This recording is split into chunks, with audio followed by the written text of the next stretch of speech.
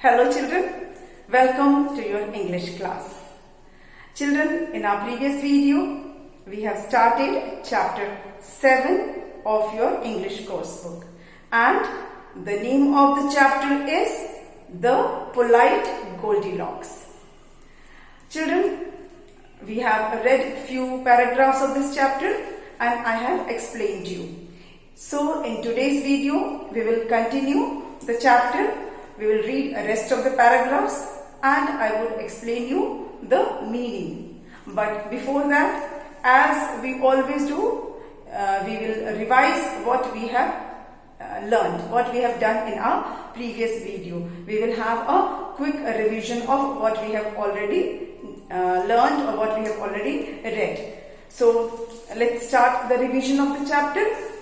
Open your book, page number 63. Chapter number 7, The Polite Goldilocks. Children, this story is about a girl. This story is about a girl. Her name is Goldilocks. This girl loved to collect flowers in the forest. She loved to collect flowers in the forest. So once, while she was collecting flowers in the forest, she reached a cottage. She reached a small cottage, and that cottage belonged to 3 bears. When she reached the cottage, the bears were not at home. The bears were not at home. So she entered the cottage. She went inside the cottage. She was very tired and hungry. So she wanted to eat something. She saw 3 bowls of porridge kept on the table. She saw 3 bowls of porridge kept on the table. So she decided to have some. She decided to eat some porridge. ये story है एक लड़की की जिसका नाम है Goldy locks. क्या नाम है? गोल्डी लॉक्स. और उसे फूल चुनना बहुत अच्छा लगता था. उसे फ्लावर्स कलेक्ट करना बहुत अच्छा लगता था. जंगल में जाकर वो जंगल में जाती थी और वहां वो फूल चुनती थी. तो एक दिन जब वो फूल चुनने के लिए जंगल में गई तो फूल चुनते चुनते वो एक कॉटेज के पास पहुंची. एक छोटा सा घर होता है, गांव में अक्सर रहता है इस तरह के घर, छोटा सा घर, उसे कॉटेज बोलते हैं. तो वो एक कॉटेज के पास पहुंचती है. वो कॉटेज था 3 भालुओं का, 3 बेयर्स का.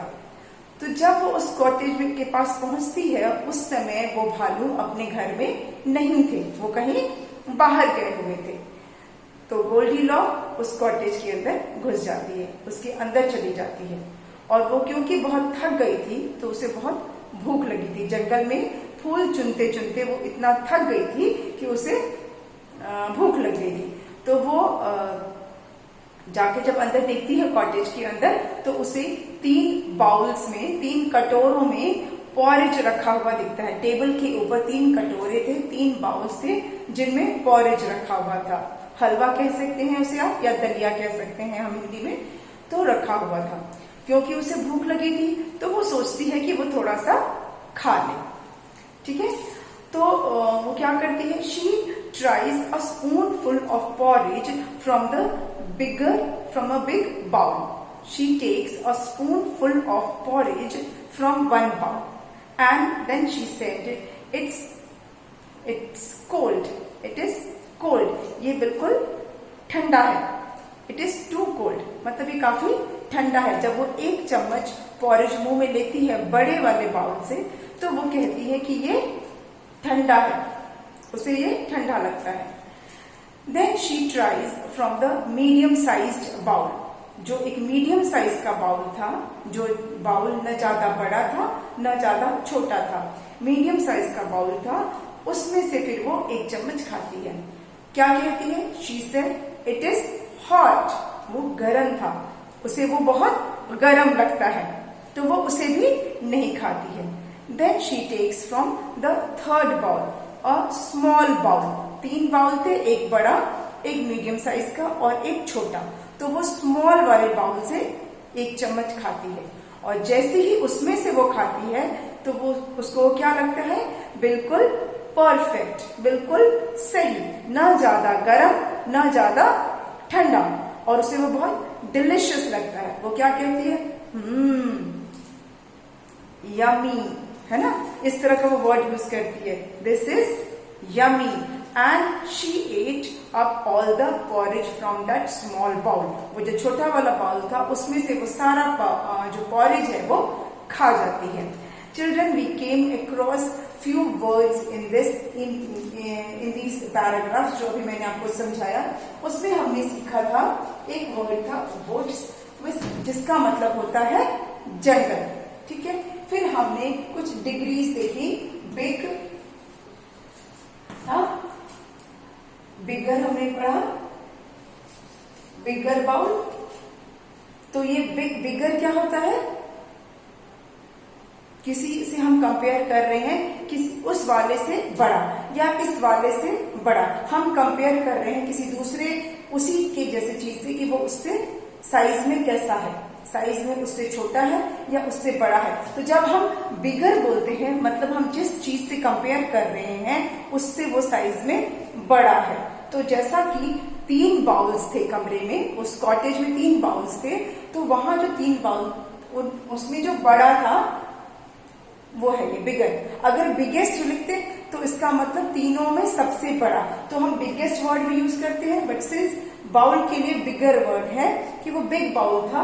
Big bowl, medium and small, हमने ये टर्म सीखा, big, medium, small, big, medium, small. Big मतलब बड़ा, मीडियम मतलब बिग वाले से छोटा, और स्मॉल मतलब सबसे छोटा, ठीक है।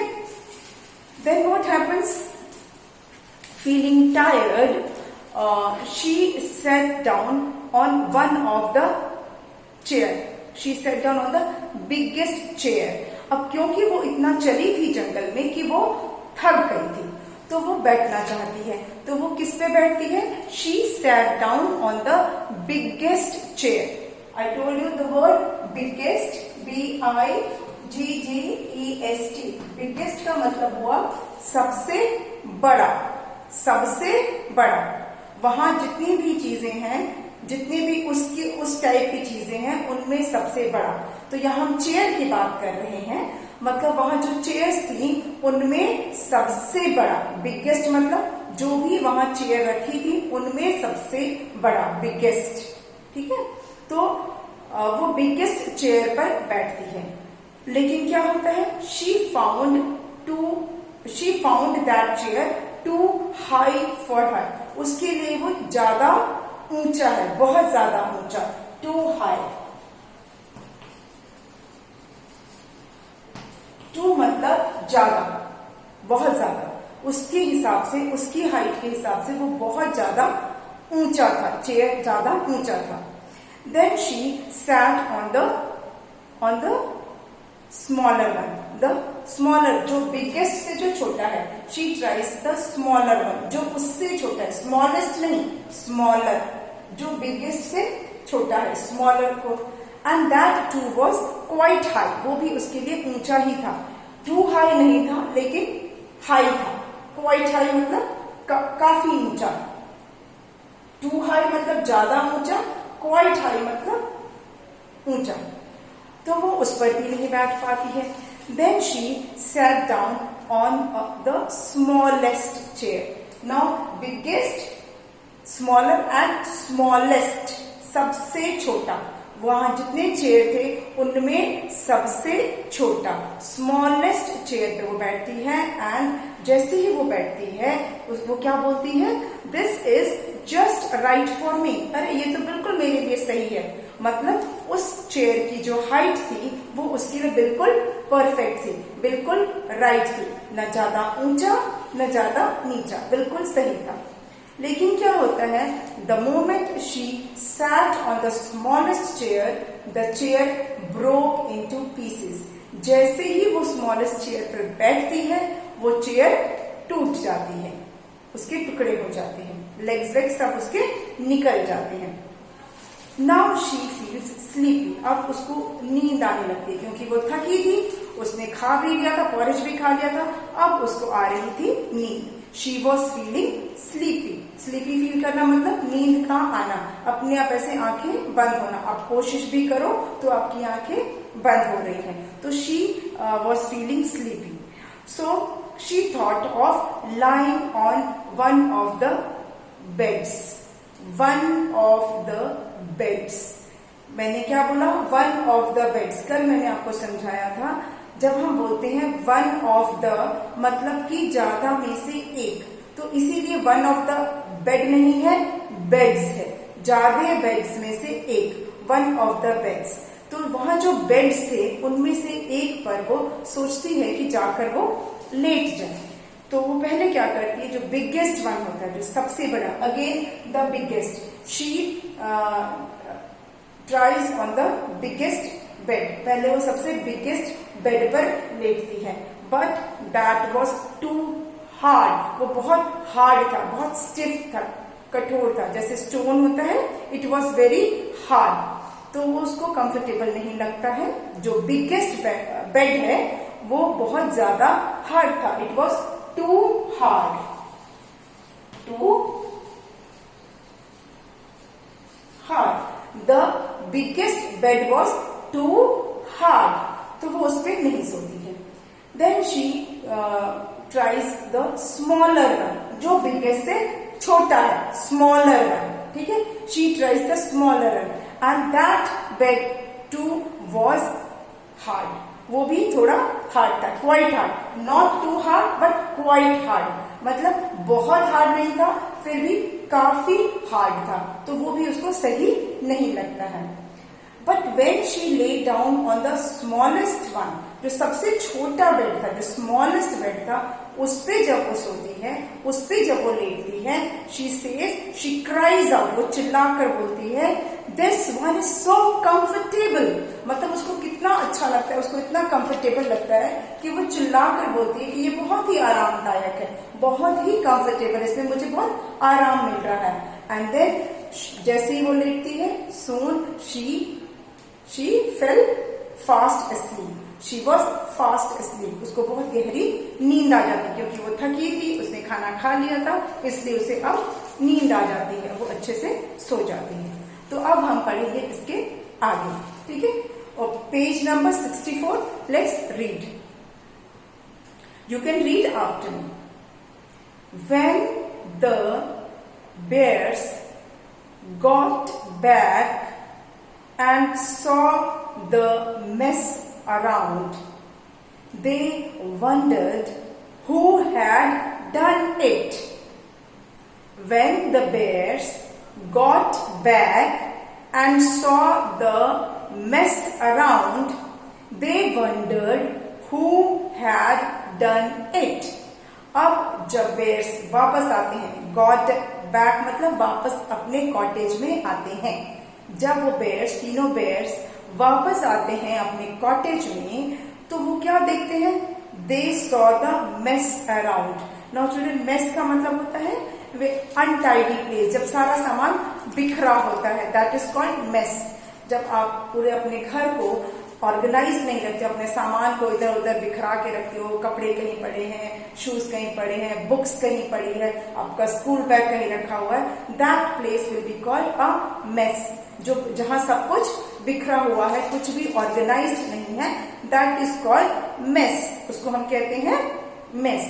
तो जब ये बेर्स अपने घर वापस आते हैं तो ये क्या देखते हैं? They saw the mess. क्या मेस था? पॉरेज में से एक एक चम्मच खाया हुआ था और एक पूरा पॉरेज खत्म था और बाउल ऐसे रखा हुआ था, चेयर टूटी हुई थी और पूरा जो बेड था उस पे उसका जो उसके ऊपर जो बेड स्प्रेड लगा था, जो बेडशीट थी, वो सब सिकुड़ा था, because she tried to lie on, Goldilocks tried to lie down on all the beds. तो सबका जो बेड जो क्रम्बल हो गया था, वो जो बेडशीट है वो सब क्रम्बल हो गई थी, and all that was a mess. सब कुछ बिल्कुल अस्त व्यस्त था, इसको हम अस्त व्यस्त बोल सकते हैं हिंदी में, and in English it is called mess. So there was total mess in the cottage. They wondered who had done it. Wondered मतलब उनको ऐसा लगता है कि अरे ये किसने किया होगा, मतलब उनको समझ में नहीं आया कि हम तो सब सुबह सही रख के गए थे, फिर ये किसने कर दिया, मतलब दे थॉट, दे वंडर्ड, उनको समझ में नहीं आया कि ये किसने किया होगा, ये कैसे हो गया, हमने तो कॉटेज बिल्कुल सही छोड़ा था, तो ये सारा किसने इसको डिसऑर्गेनाइज इसको कर दिया, किस तरह से किसने इसको पूरा मेस कर दिया। Hearing the noise, Goldilocks woke up. अब जब बेयर्स की आवाज आई, उनके बात करने की आवाज आई, जो वो लोग आपस में बात कर रहे थे कि ये सब घर किसने अस्त व्यस्त कर दिया, who has done this, तो वो जग जाती है, उसकी नींद खुल जाती है। हियरिंग द नॉइज, शोर सुनकर, गोल्डीलॉक्स वोक अप, वो जाग जाती है। वोक अप मतलब नींद से उठना, वोक अप मतलब नींद से उठना। Seeing the bears, she ran out in fright. Seeing the bear, she ran out in fright. You are reading after me? Seeing the bear, she ran out in fright. जैसे ही वो bears को देखती है, वो डर के मारे वहां से भाग जाती है। फ्राइट मतलब डरना, फ्राइट का मतलब होता है सडन फीलिंग ऑफ फियर, एकदम अचानक आप सामने भालू देखो तो आप भी डर जाओगे ना, तो जैसे सामने भालू देखा वो इतना डर जाती है, उसको सडनली इतना डर लगता है कि वहां से वो भाग जाती है, कुछ नहीं बोलती है और सीधा वहां से भाग जाती है, उस कॉटेज से वो भाग जाती है। She ran out in fright, वो डर के मारे भाग जाती है। ठीक है, अब आगे क्या है? At school the next day Goldilocks teacher taught her a rhyme. Next day, at school, the next day, Goldilocks teacher taught her a rhyme. Goldilocks के जो टीचर हैं, वो अगले दिन जब स्कूल जाती है, गोल्डीलॉक्स जब स्कूल जाती है अगले दिन नेक्स्ट डे, तो वहां उसके टीचर उसको एक राइम सिखाते हैं, एक पोएम सिखाते हैं। And what was that rhyme? Manners are such lovely things. It's really fun to say sorry, please and thank you in a polite way. Repeat after me. Manners are such things. It's really fun to say sorry, please and thank you in a polite way. फिर से, manners are such lovely things. It's really fun to say manners are such lovely things. It's really fun to say sorry, please and thank you in a polite way. Sorry, please and thank you in a polite way. क्या है ये rhyme का meaning क्या है? कि जो manners हैं वो बहुत अच्छी आदत होती है, बहुत अच्छी चीज होती है। बच्चों, जब मैंने ये चैप्टर स्टार्ट किया था तो इसके फर्स्ट पार्ट में मैंने आपको मैनर्स के बारे में बताया था, how important are good manners. हम अगर हमारी आदतें अच्छी होगी, हमारे मैनर्स अच्छे होंगे, तो everybody will be please with us, सब हमसे, हमारे बिहेवियर से खुश रहेंगे और हम जो है दूसरों को इम्प्रेस कर पाएंगे और जो लोग हमसे रिस्पेक्टफुली बात करेंगे, क्योंकि हमारे में अच्छे मैनर्स हैं। ठीक है, हमने पूरा मैनर्स पे मैंने आपको समझाया था कि why good manners are important in anybody's life. किसी की भी लाइफ में गुड मैनर्स, गुड एटिकेट्स का क्या इम्पोर्टेंस है, इस पे हमने एक बार discussion, we had a talk on this. अब मैंने फर्स्ट जो पार्ट है इस चैप्टर का, उस पर मैंने आपसे बात की थी। तो children, that is related to this. जो मैंने आपसे गुड मैनर्स, गुड एटिकेट्स की बात की थी, that is related to this point, this chapter. ये चैप्टर से उसका रिलेशन है। तो टीचर ने क्या समझाया, क्या बताया राइम में, कि मैनर्स बहुत अच्छी चीजें हैं, we must learn good manners. और कौन से? Sorry, please and thank you. इसको अगर हम पोलाइट वे में बोलें, अगर हम पोलाइटली किसी को सॉरी, प्लीज या थैंक यू बोलते हैं, दैट शोज गुड मैनर। अगर हमसे कभी गलती हो जाती है अनजाने में, तो हमें सॉरी बोल देना चाहिए, लेकिन गलती बार बार रिपीट करके और बार बार सॉरी बोलना इज नॉट करेक्ट। आप बार बार सेम गलती करो, बार बार सॉरी बोलो, that is not sign of good manner. इसका मतलब तो हुआ कि आपको बस एक टिप मिल गई है कि गलती करेंगे सॉरी बोलेंगे, गलती करेंगे सॉरी बोलेंगे। नो, अगर आपसे ऐसे कभी गलती हो जाती है, you should say sorry, but the important thing is that you should not repeat that mistake. गलती एक बार हो सकती है, 2 बार हो सकती है, लेकिन बार बार सेम गलती नहीं हो सकती। तो अगर आपसे कोई भी गलती अगर हो जाती है, यू शुड से सॉरी। अगर कोई आपकी हेल्प करता है या आप किसी का सामान लेते हो या कोई आपके साथ कोई चीज शेयर करता है, तो you must say thank you. हमें क्या बोलना चाहिए? Thank you. ये हमारा ग्रेटिट्यूड शो करता है, दिखाता है कि हाँ आपने हमारी हेल्प की एंड वी एक्नॉलेज दैट। मतलब हम उसका आभार व्यक्त करते हैं, हम उसको एक्नॉलेज करते हैं कि yes you help me, yes you share your things with me and we say thank you. हम उसको थैंक यू बोलते हैं, ठीक है। अच्छा, हम प्लीज कब बोलते हैं? जब हमें कोई हेल्प करता है, कोई हमें किसी से कोई चीज लेनी है, किसी की कोई चीज लेनी है, तो बिना पूछे आप उठा लोगे? No, bad manners. आप उससे पूछो प्लीज मैं आपका ये ले लूं, या प्लीज मुझे अपनी ये चीज देंगे।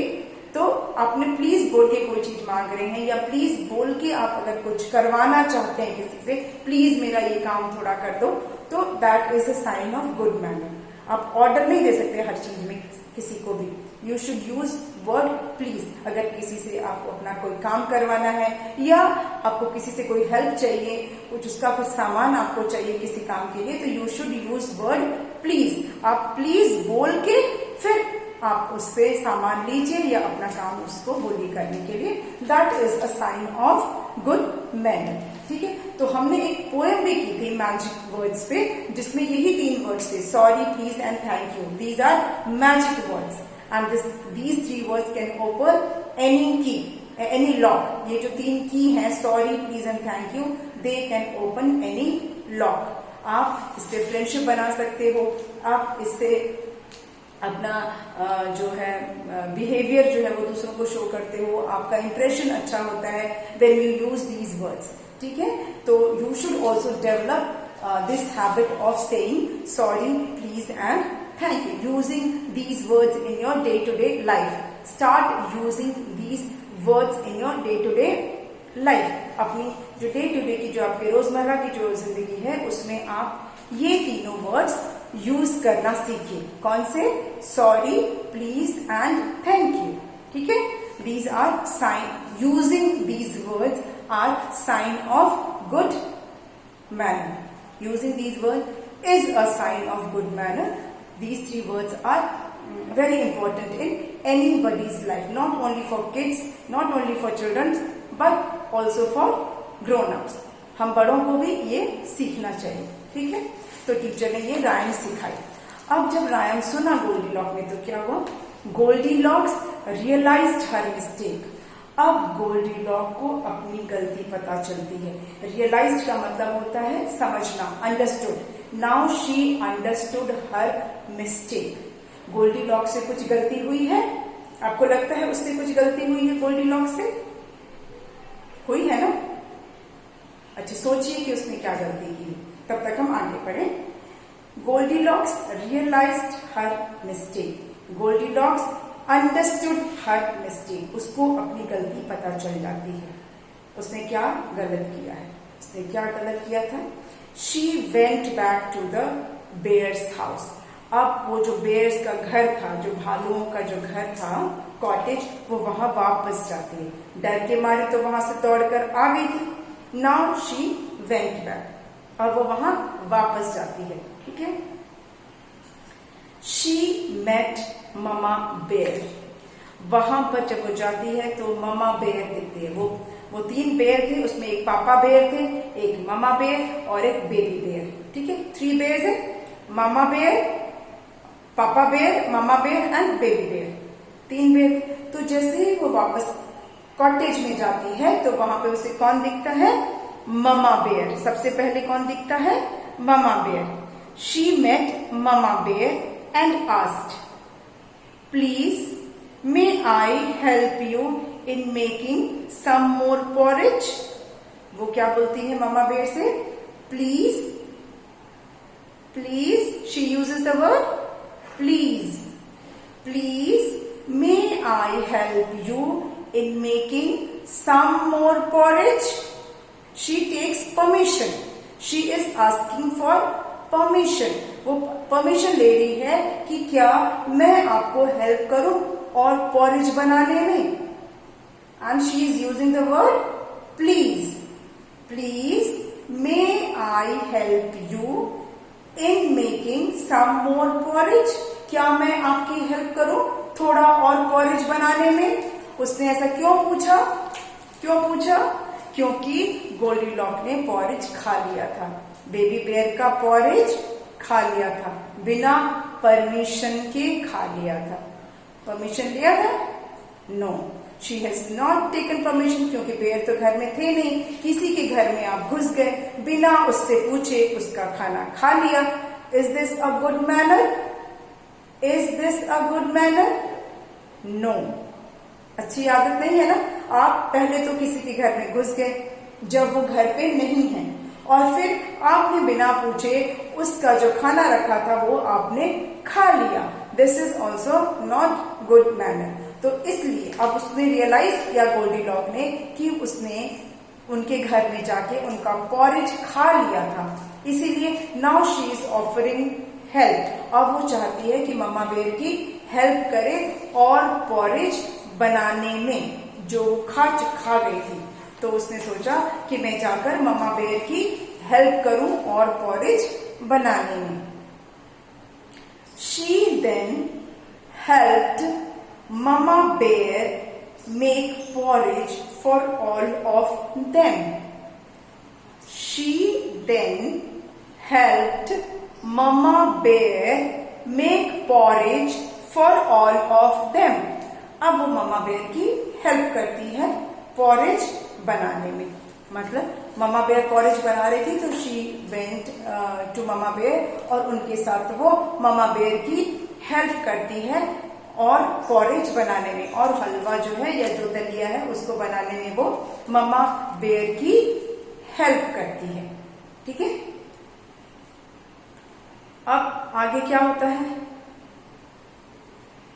Goldilocks met Papa Bear and said, "Please teach me how to mend the chair that I broke." Again, she is using word please. Okay? Goldilocks met Papa Bear and said, "Please teach me how to mend the chair that I broke." अब वो पापा bear के पास जाके क्या request कर रही है? She is using the word please.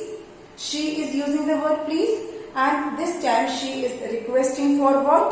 अब वो रिक्वेस्ट कर रही है कि प्लीज मुझे बता दो, मुझे समझा दो कि कैसे मैं चेयर को रिपेयर करूं जो मैंने तोड़ी है, जो मुझसे टूट गई है. उसने जानबूझ के तो नहीं तोड़ा था, गोल्डीलॉक ने गलती से टूटा था. वो बैठी और वो चेयर टूट गया. तो उसकी गलती नहीं थी पर टूट गया. गोल्डीलॉक से चेयर टूट गया.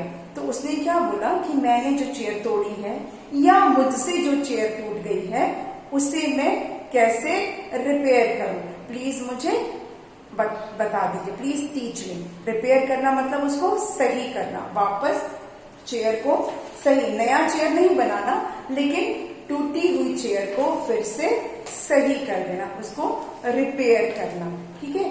तो वो पापा बेयर से रिक्वेस्ट करती है कि आप मुझे टीच कीजिए, आप मुझे प्लीज बताइए कि जो चेयर मैंने तोड़ी है वो मैं कैसे ठीक करूं, उसको कैसे मैं रिपेयर करूं. ओके. शी रिक्वेस्ट है ना, रिक्वेस्ट कर रही है. When she is using the word please, she is actually requesting papa bear to teach her how to repair the chair which she broke, जो उससे टूट गई थी. तो अब क्या पापा बेयर सिखाएंगे उसको? सिखाएंगे ना. तो हम अब जानेंगे कि आगे क्या होगा. क्या पापा बेयर उसको चेयर रिपेयर करना सिखाते हैं या मना कर देते हैं या डांटते हैं कि तुमने क्यों चेयर तोड़ी मेरे बेटे की? ऐसा डांटते हैं क्या? तो ये सब बातें हम अपने अगले वीडियो में करेंगे। आज जितना मैंने पढ़ाया उसे आप रीड करेंगे। जितना चैप्टर मैंने पढ़ाया है, right from first paragraph to the paragraph which I taught in this video, ये पूरा आपको रीडिंग करना है। ओके, रीड कीजिए। उसमें जो डिफिकल्ट वर्ड्स हैं उसके मीनिंग मैंने आपको बताए हैं। आप उन मीनिंग्स को रिवाइज करेंगे और हम अपनी नेक्स्ट वीडियो में इसके आगे का जितना बचा हुआ है उसे हम कंप्लीट करेंगे। ठीक है, तो आज के वीडियो में इतना ही। Okay, thank you.